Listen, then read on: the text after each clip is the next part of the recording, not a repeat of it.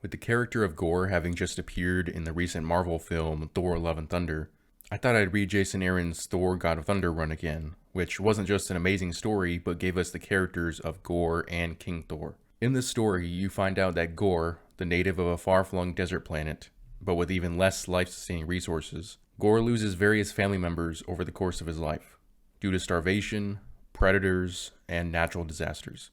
Yet his family, as well as his community as a whole, are bent towards worshipping gods that Gorr believes don't even exist. If they did, why have they never helped his people? Why have they never shown up?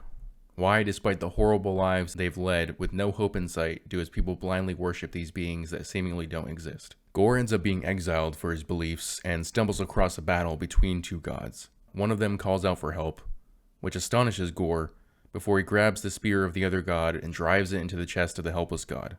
With the weapon changing form and enveloping Gorr, he sets out on a mission to kill all gods in existence.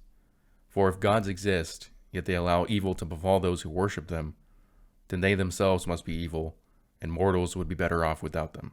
I really enjoyed rereading this run, and it inspired me to read some earlier Thor comics, so I decided to start with the post-Heroes Return run, during which Odin ends up sacrificing himself to defeat Surtur, and Thor becomes the king of Asgard, Odin force and all.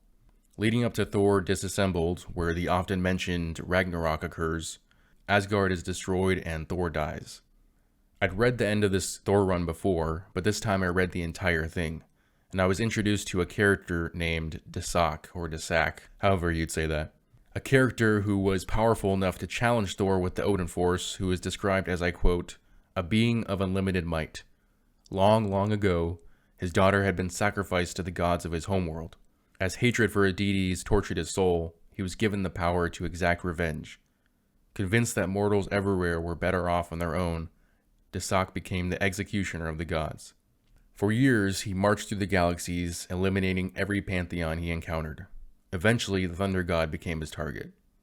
Desak fought with ferocity unmatched by any other, inflicting grave wounds on the Odin son. If not for Thialfi's swift delivery of the savage blood axe, Thor would no doubt be dead today. Now, if this character sounds somewhat familiar, you wouldn't be wrong. You have two characters, both having lost family members either directly or indirectly due to the worship of gods. They obtained the power to exact revenge on gods, and did so under the belief that mortals were better off, having spent years felling various pantheons, eventually coming upon Thor, but not killing him the first time they meet. They end up meeting their respective ends when Thor was in an incredibly powerful state, but needing to be killed by a special and/or powerful weapon, with Desak being killed by the blood axe of Scourge, and Gorr being killed by a manifestation of All Black the Necrosword, though technically he actually died, getting his head cut off by the younger version of Thor. Desak was created by Dan Jurgens and Tom Grummett in Thor Annual Volume 2 in February of 2001. Gorr wasn't created by Jason Aaron and Asad Ribic until November of 2012 in Thor God of Thunder issue number 1, just over a decade later. Desak isn't mentioned in Thor God of Thunder, and obviously Marvel wanted you to probably forget that Desak ever existed, or at least Jason Aaron did. Some might say that Jason Aaron's version of the character is much more fleshed out and better executed, pun intended, and I would agree with that. But it definitely undermines the creativity that I saw in Jason Aaron, and also brings up some questions of continuity. One, it's more than just implied that Desak survives the encounter. He's actually brought back to life after his death, even after an older King Thor travels back in time to change things, which is another similarity there. Two, he has the exact same mission as Gorr, so would they not have come across each other and possibly even worked together at some point? And three, wouldn't Thor have said something to either of them, like, oh yeah, I fought a guy like you before? Now technically, because Jason Aaron wrote it so that Thor met Gorr when he was younger, that means he had met Gorr before Desak.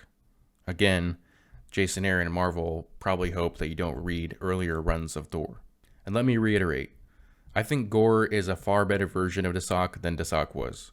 However, I now look at Gorr as being somewhat derivative and Jason Aaron as a bit lazy. And this isn't a one-time thing.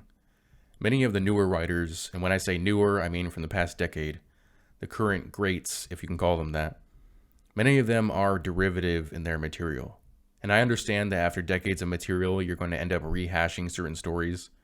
But I suggest to new readers that if you think the new guys are prolific, maybe go back and read some older stuff. You may be surprised on how you feel about it. But tell me what you guys think. Do you agree that modern writers' creativity may be overrated? Do you think old stories are trash and that I'm just stuck in the past? Let me know in the comment section below.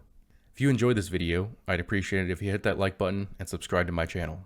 Also hit that notification bell so you never miss out on a new video. I'll see y'all next time.